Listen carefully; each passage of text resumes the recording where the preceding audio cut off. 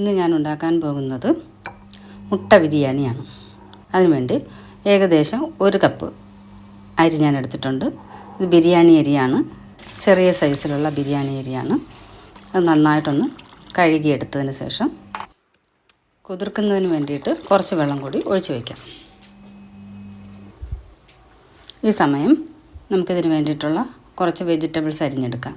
അതിനുവേണ്ടി 1 തക്കാളി, 1 സവാള, 1 പച്ചമുളക്, കുറച്ച് ഇഞ്ചി, വെളുത്തുള്ളി, കുറച്ച് ക്യാരറ്റ്, ഇതെല്ലാം കൂടി ചെറുതായിട്ടൊന്ന് അരിഞ്ഞതിന് ശേഷം ഒരു പാത്രം അടുപ്പത്ത് വെച്ച് ചൂടാകുമ്പോൾ കുറച്ച് എണ്ണ ഒഴിച്ച് അതിലോട്ട് ഒരു 3 ഏലക്ക, കുറച്ച് പട്ട, ഗ്രാമ്പു, പെരിഞ്ചീരകം ഇതെല്ലാം കൂടി ഇട്ട് ഒന്ന് മൂപ്പിച്ചതിന് ശേഷം ഇതിലേക്ക് നമുക്ക് ആദ്യം കുറച്ച് ക്യാരറ്റ് ഇട്ട് കൊടുക്കാം. നമ്മൾ അരിഞ്ഞു വെച്ചിരുന്ന ക്യാരറ്റ് ഇട്ട് കൊടുക്കണം.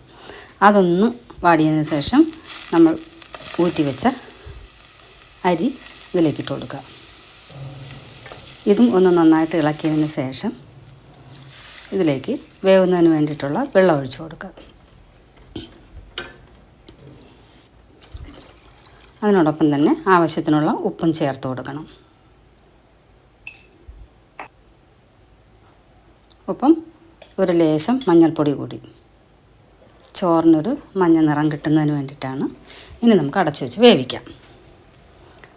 ഈ സമയം ഇതിന് വേണ്ടിയിട്ടുള്ള മസാല നമുക്ക് ഉണ്ടാക്കിയെടുക്കാം. അതിനുവേണ്ടി ഒരു പാൻ അടുപ്പത്ത് വെച്ച് അത് ഒന്ന് ചൂടാകുമ്പോൾ കുറച്ച് വെളിച്ചെണ്ണ ഒഴിച്ചതിന് ശേഷം ഇതിലേക്ക് ഇഞ്ചി, പച്ചമുളക് ചെറുതായിട്ട് അരിഞ്ഞതിട്ട് കൊടുക്കണം. അതൊന്ന് മൂത്ത് വന്നതിന് ശേഷം അതിലേക്ക് പച്ചമുളക് ഇട്ട് കൊടുക്കുക. ഇനി ഇതിലേക്ക് നമുക്ക് അരിഞ്ഞു വെച്ച സവാള ഇട്ട് കൊടുക്കാം.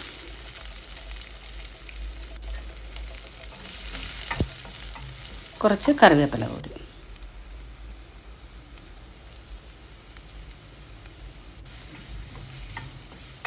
ഇത് നന്നായിട്ടൊന്ന് വഴറ്റിയെടുക്കണം.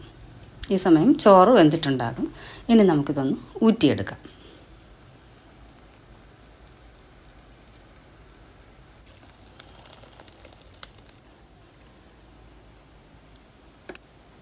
ഇനി നല്ലതുപോലെ വഴണ്ട് വന്ന ഈ സവാളയിലേക്ക് നമുക്ക് മസാല ഇട്ട് കൊടുക്കാം.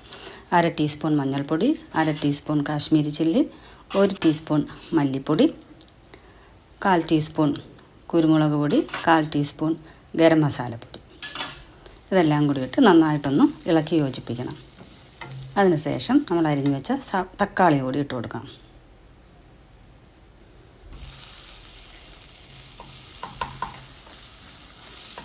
ഇത് നന്നായിട്ട് ഇളക്കി ഇതൊന്ന് നല്ലതുപോലെ വേവിച്ചെടുക്കണം. ഇടയ്ക്ക് കുറച്ച് വെള്ളം ഒഴിച്ച് ഇളക്കി മൂടി വെച്ച് നല്ലതുപോലെ വേവിച്ച് വഴറ്റിയെടുക്കണം.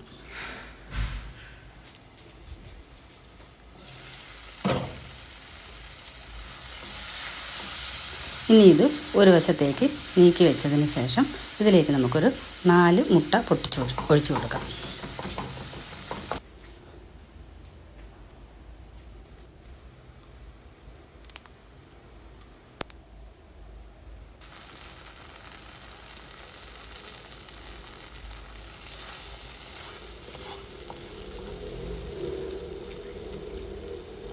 മുട്ട ഒന്ന് നന്നായിട്ട് ചിക്കിയെടുക്കണം.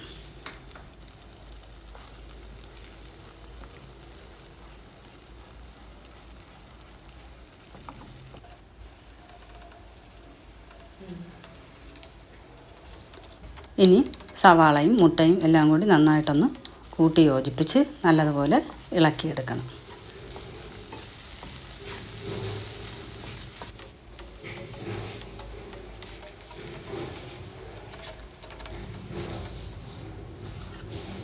ഇതിൽ നിന്നും പകുതി ഞാൻ മാറ്റുന്നുണ്ട്.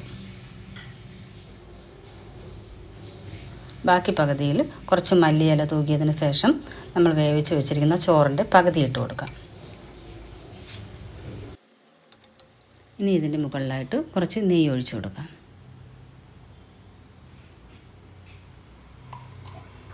ഒപ്പം കുറച്ച് മല്ലിയില കൂടി.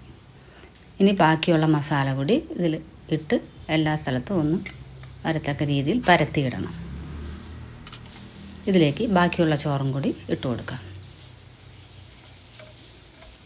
ഇനി ഇതിന് മുകളിലായി കുറച്ച് നെയ്യും മല്ലിയിലയും അണ്ടിപ്പരിപ്പും കൂടിയൊക്കെ ഇട്ട് മൂടി വെച്ച് ആവി കയറ്റണം. ഒരു 5-6 മിനിറ്റൊക്കെ ആവി കയറ്റുമ്പോഴേക്കും ബിരിയാണി റെഡിയാകും. എളുപ്പത്തിൽ തന്നെ തയ്യാറാക്കുകയും ചെയ്യാം. ഇതിൻ്റെ കൂടെ സലാഡും അച്ചാറും പപ്പടവും ഒക്കെ ആയിട്ട് കഴിച്ചാൽ നല്ല ടേസ്റ്റാണ്. നിങ്ങളെല്ലാവരും ഒന്ന് ഉണ്ടാക്കി നോക്കണം. ഇഷ്ടപ്പെടുകയാണെങ്കിൽ ലൈക്കും കമൻറ്റും ഷെയറും ചെയ്യണം. ഒപ്പം എൻ്റെ ചാനൽ ആദ്യമായിട്ടാണ് കാണുന്നതെങ്കിൽ സബ്സ്ക്രൈബ് കൂടി ചെയ്യണേ.